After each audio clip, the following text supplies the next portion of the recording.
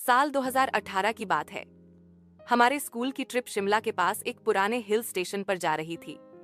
हम 30 छात्र और 3 शिक्षक थे। जगह का नाम था कालाधार बंगलो, जो एक सुनसान पहाड़ी पर स्थित था। कहा जाता था कि वहां कभी एक अंग्रेज अफसर की रहस्यमय मौत हो गई थी और तब से वो बंगला बंद पड़ा था। लेकिन ट्रिप के आयोजक ने रोमांच के लिए वही जगह चुनी। पहले दिन सब कुछ ठीक था, लेकिन रात को कुछ अजीब होने लगा। जैसे ही रात के 12 बजे अचानक एक लड़की, नेहा, जोर जोर से चीखने लगी। जब सब उसके कमरे में पहुंचे, उसने बताया कि एक सफेद साड़ी वाली औरत उसके बिस्तर के पास खड़ी थी और लगातार कह रही थी, तू क्यों आई है मेरी जगह में? शिक्षकों ने इसे सपना कहकर टाल दिया। लेकिन अगली रात एक और छात्र, राहुल, गायब हो गया।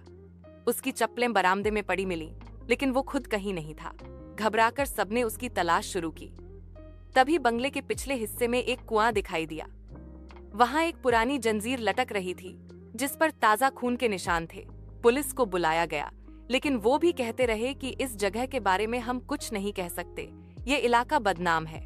रात को हमें एक कमरा छोड़कर बाकी सभी कमरे बंद करने को कहा गया, लेकिन उस एक कमरे में रात को अचानक दरवाजा खुद ब खुद खुल गया। सबने देखा, वही सफेद साड़ी वाली औरत वहां खड़ी थी। आंखें बिल्कुल काली और चेहरा जल चुका था। उसके मुंह से अजीब सी आवाजें आ रही थीं, जैसे कोई रोते हुए बदला मांग रहा हो। हम सब चीखते हुए बाहर भागे और बस में जाकर बैठ गए। अगले ही दिन ट्रिप रद्द हुई और हम सब वापस लौट आए।